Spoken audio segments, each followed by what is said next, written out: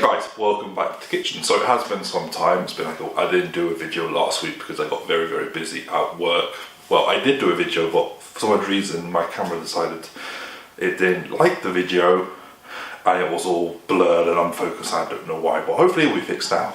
So yesterday was my birthday, 5th of April, so I just did a nice chilled stream. So today we're going to do some baking. So we're going to make some chocolate chip cookies. Very easy to do, very simple recipe. I've got 110 grams of, I've got light brown sugar. You'll need 110 grams of soft butter. You'll need 1 egg. You'll need 110 grams of chocolate, so I'm using chocolate chips here. You'll need 75 grams of plain flour. I'm using wholemeal flour here rather than normal plain white flour. The wholemeal flour will give a bit of healthy option to this cookie as well. And I'm going to add some pecans. I've got about 50 grams of pecans that I've literally just crushed up with a rolling pin that I'll go through. So the first thing we're going to do is cream together our butter and our sugar so it's nice and creamed. Then we're going to slowly add in our liquid, which is our egg. Then we add all our rest of our ingredients in and then we'll bake these cookies.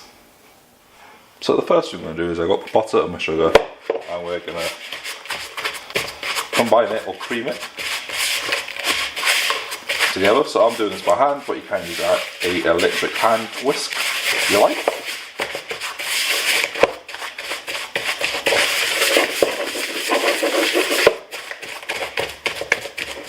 So I'm going to do this for about 5 minutes just so our butter and sugar are lovely and creamed and it goes like a light colour.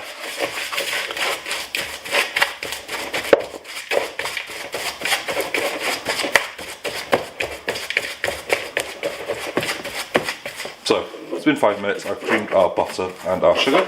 So now what we're going to do is add a bit of vanilla essence. Well, this is natural vanilla, not a lot. And then we're going to add our 1 egg. We'll crack that in there. Make sure there's no shell.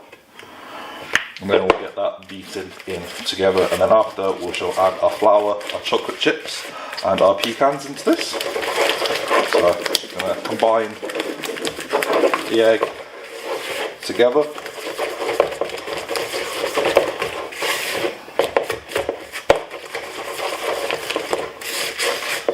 And what we're going to do is pecans, our chocolate chips, we'll get them all into there.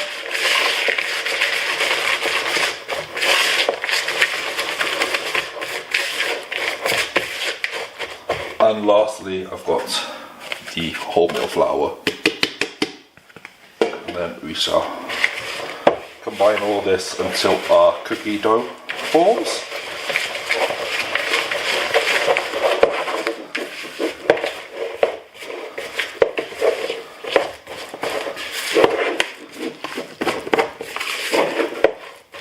And there is our fresh cookie dough ready to go onto a baking tray and into an oven that I have preheated to 170 degrees. So I've got a baking tray with some greaseproof paper. So what we're going to do is take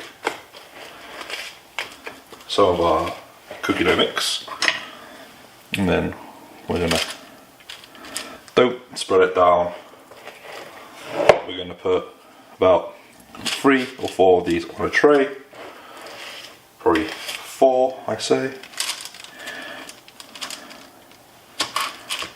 Then we'll put one centre.